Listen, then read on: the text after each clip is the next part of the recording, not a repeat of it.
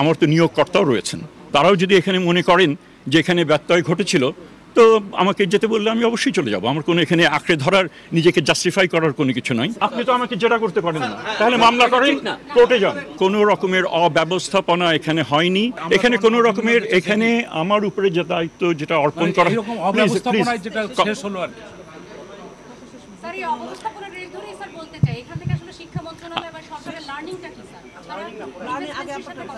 না এখানে আমার মনে হয় রায় আপনারাই যখন দিয়ে দিচ্ছেন, আপনার না আমার এখানে দেওয়ার তেমন কিছুই নাই। এখানে কোনো রকমের অব্যবস্থাপনা এখানে হয়নি। আমি সেটাই বোঝাতে চেষ্টা করছি। ব্যবস্থা নির্দিষ্ট যে নিয়ম কানুন আছে, আমি আর আপনাদের সঙ্গে উত্তর দেবো না। অশেষ ধন্যবাদ। Thank you very much. Thank you very much. না এটা কোনো কথা হলো না তো। আপনি তো আমাকে জেরা করতে পারেন না, তাহলে মামলা করেন, কোর্টে যান।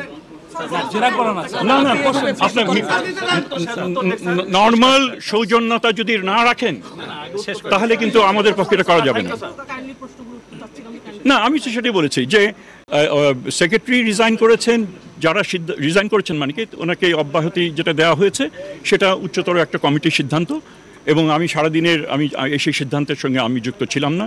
কেন দেওয়া হয়েছে সেটার উত্তর আমি দিতে পারবো না। দ্বিতীয়ত হচ্ছে, আমার চাওয়া হয়েছে, আমি নিজের থেকে করার কোনো অভিপ্রায় নেই, কারণ আমি এখানে আমার কাজের কোনো এখানে ব্যত্যয় হয়েছে বলে আমি মনে করি না।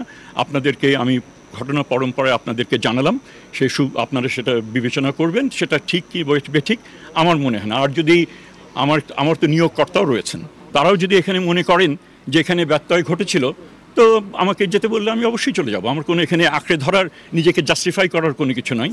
তবে আপনি প্লিজ আর আমাকে করবেন না। তো আমার এতটুকু এখানে বক্তব্য।